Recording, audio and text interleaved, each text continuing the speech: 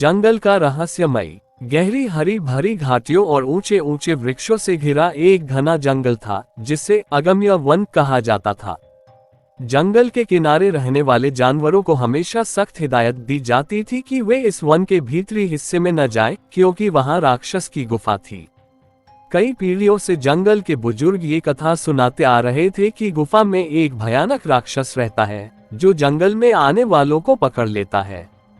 लेकिन क्या ये सच था या फिर यह महज एक डरावनी कहानी? एक दिन जंगल के 3 दोस्त शेर, लोमड़ी और शरारती बंदर इस रहस्य से पर्दा उठाने की ठान लेते हैं। उन्हें हमेशा से यह शक था कि शायद ये राक्षस असली न हो, बल्कि कोई और ही कारण हो जिसके चलते ये गुफा डरावनी मानी जाती थी। शेर विक्रम ने कहा, हम जंगल के राजा हैं, हमें इस गुफा का रहस्य जानना ही चाहिए। लोमड़ी चंदा ने अपनी चालाकी दिखाते हुए कहा, लेकिन हमें सावधानी बरतनी होगी। ये भी हो सकता है कि कोई हमारी परीक्षा ले रहा हो। बंदर मोटू ने उछलते हुए कहा, तो फिर देर किस बात की, चलो इस गुफा की सच्चाई देखते हैं। तीनों दोस्तों ने मिलकर जंगल के और जानवरों को भी इस साहसिक यात्रा में शामिल करने का निर्णय लिया। भालू धीरू, हाथी सूरज, उल्लू बुद्धू बाबा और हिरण चंदनी भी इस खोज में शामिल हो गए। रात को उन्होंने योजना बनाई और अगली सुबह सूरज की पहली किरण के साथ वे उस रहस्यमयी गुफा की ओर चल पड़े। रास्ते में उन्हें कई बाधाओं का सामना करना पड़ा, घने कांटेदार झाड़ियां, दलदली इलाका और एक खूंखार भेड़ियों का झुंड। लेकिन टीम वर्क और हिम्मत से वे इन सभी मुश्किलों को पार कर गए। आखिरकार उन्होंने गुफा का विशालकाय प्रवेश द्वार देखा। उस पर लाल रंग से अजीबोगरीब चिन्ह बने हुए थे और अंदर से एक अजीब गुर्राने की आवाज आ रही थी। क्या सच में यहाँ कोई राक्षस रहता है? भालू धीरू ने घबराते हुए कहा। गुफा के अंदर घुसते ही चारों ओर अंधेरा था। उल्लू बुद्धू बाबा ने अपनी तेज आंखों से देखा कि गुफा के दीवारों पर नुकीले पत्थर और अजीब आकृतियां बनी थीं। थोड़ा आगे बढ़ने पर उन्हें हड्डियों का एक ढेर दिखा जिससे एक तेज बदबू आ रही थी। अचानक गुफा में गूंजती हुई एक भयानक दहाड़ सुनाई दी। सभी डर से कांप गए, लेकिन शेर विक्रम ने साहस दिखाते हुए कहा, हमें डरकर भागना नहीं चाहिए, बल्कि सच्चाई का सामना करना चाहिए। अचानक एक विशालकाय परछाई उनके सामने आई। वह एक बड़ा काला प्राणी था जिसकी लाल चमकती आंखें थीं और जो जमीन पर जोरदार धमाके कर रहा था।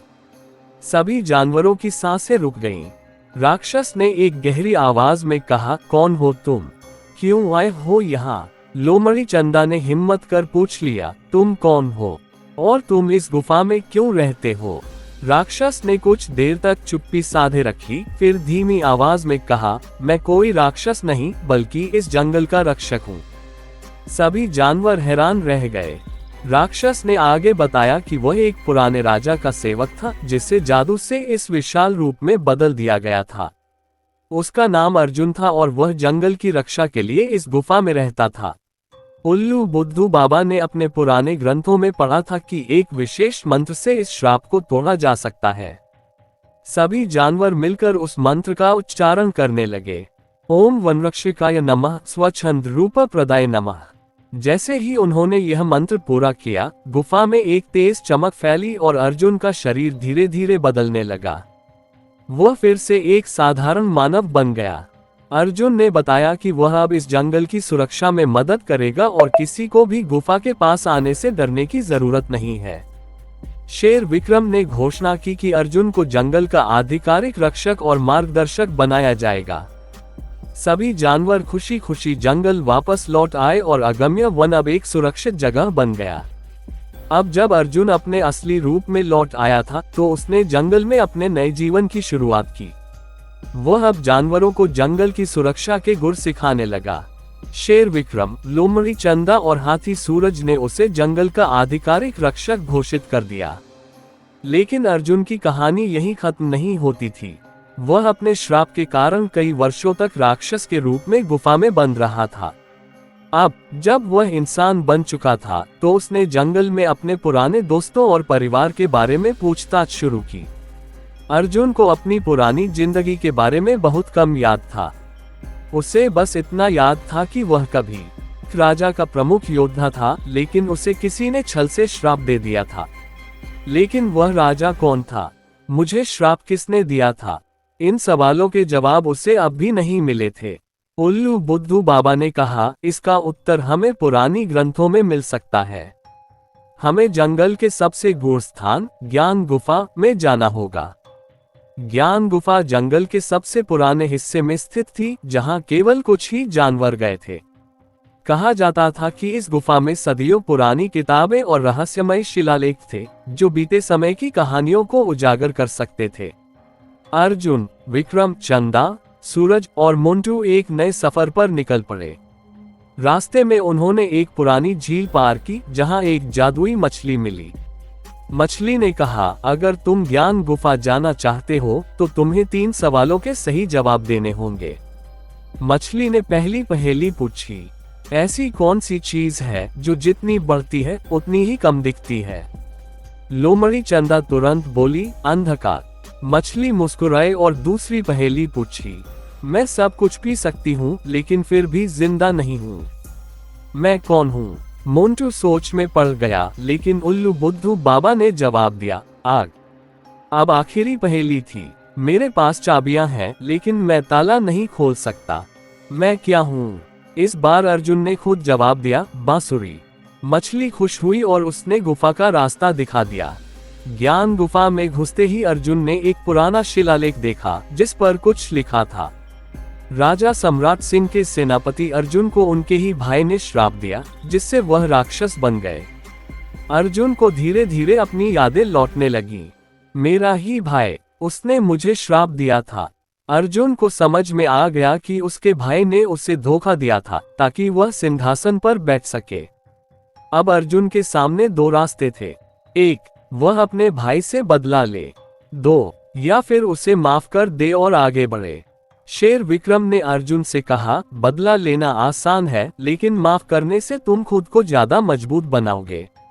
अर्जुन ने गहरी सांस ली और कहा, मैं बदला नहीं लूंगा, लेकिन मैं अपने भाई से मिलूंगा और सच्चाई जानूंगा।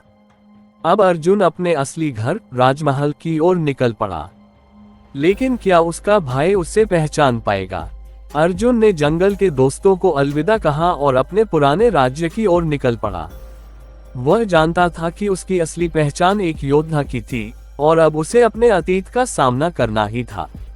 राज्य तक पहुंचने के लिए उसे कई कठिनाइयों का सामना करना पड़ा। बीच में एक विशाल नदी, रेत के टीलों वाला एक वीरान इलाका और एक जादुई जंगल जिसे पार किए बिना आगे बढ़ना असंभव था। ये जंगल अजीब था। यहाँ के पेड़ चलते थे, पत्तियां फुसफुसाती थीं और हवा में जादू बसा था।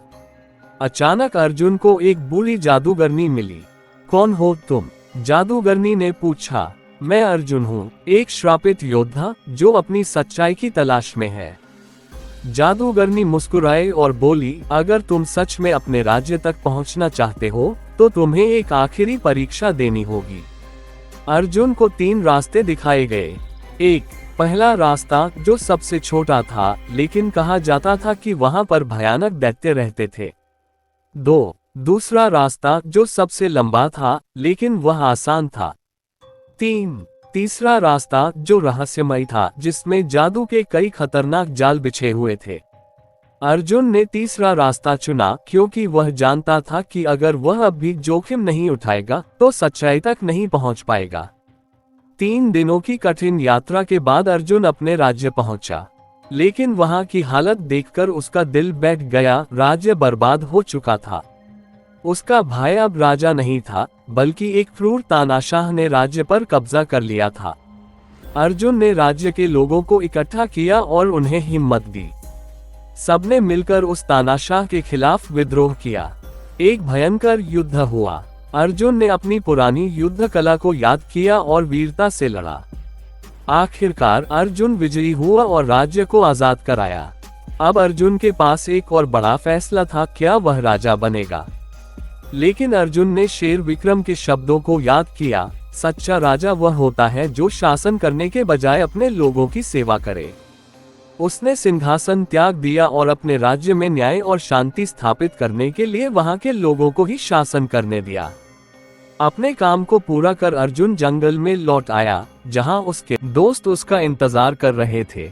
वो अब सिर्फ जंगल का रक्षक नहीं, बल्कि दो दुनियाओं का नायक बन चुका था, एक जंगल की और दूसरी उसके राज्य की। अब कोई भी इस गुफा से नहीं डरेगा, अर्जुन ने हंसते हुए कहा।